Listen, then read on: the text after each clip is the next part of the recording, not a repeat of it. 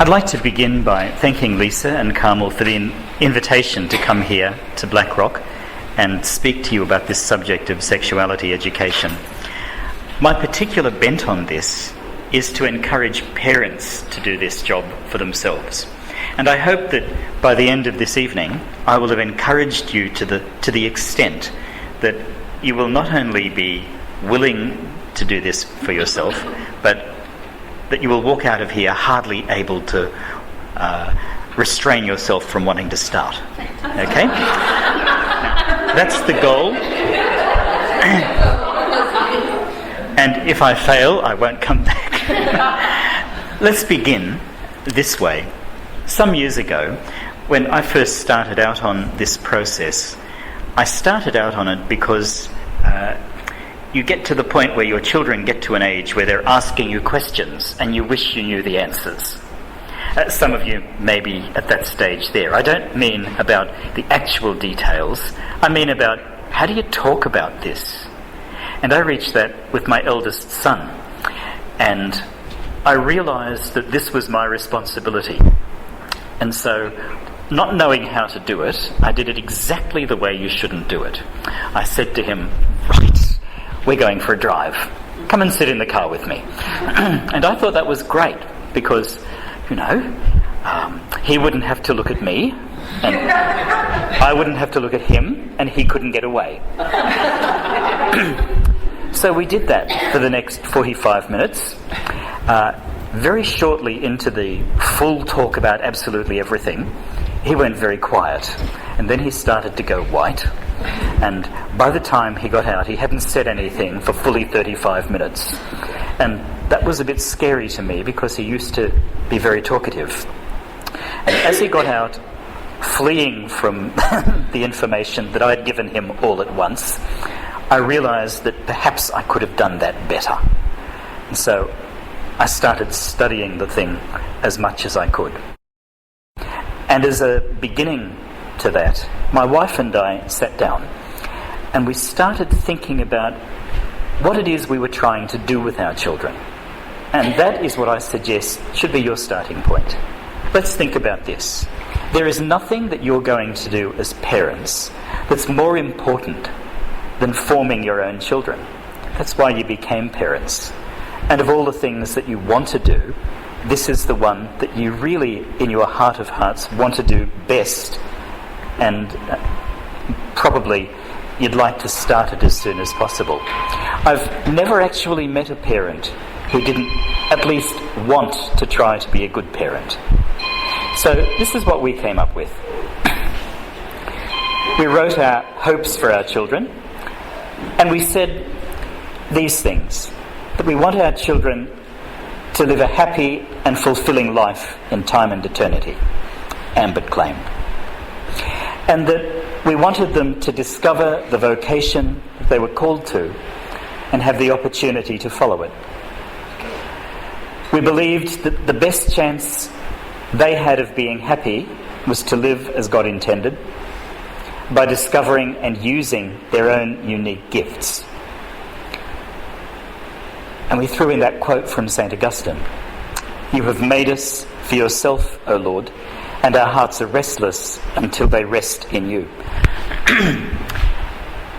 Then we said we wanted them to use the benefits and avoid the pitfalls in our society, so that they won't be looking for happiness in places where it can't be found.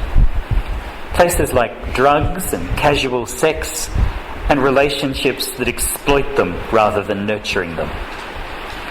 And we said we wanted to encourage them to develop at their own pace without hurrying them through the stages of childhood. And finally, we wanted to be there for them as they needed us, and we wanted to remain part of their adulthood because they wanted us to. And that kind of summed up for us what we were trying to do with our children. Could I suggest that you do that with your spouse? What are you trying to do with your children? And I suspect you'll come up with something that's distinctively your own, but it will have many of the features that you've just seen there. But that's not easy. And so The place that I started looking to find out what we were supposed to do in this was in the documents of the church. And you can go to a particularly insightful document on the website of the Vatican under the Pontifical Council for the Family. You'll find a document there called The Truth and Meaning of Human Sexuality. And let me say that it's a brilliant document, incredibly insightful, 10 years in the preparation. During its preparation, paediatricians, developmental psychologists, philosophers, theologians, every expert imaginable was called into the consultation process.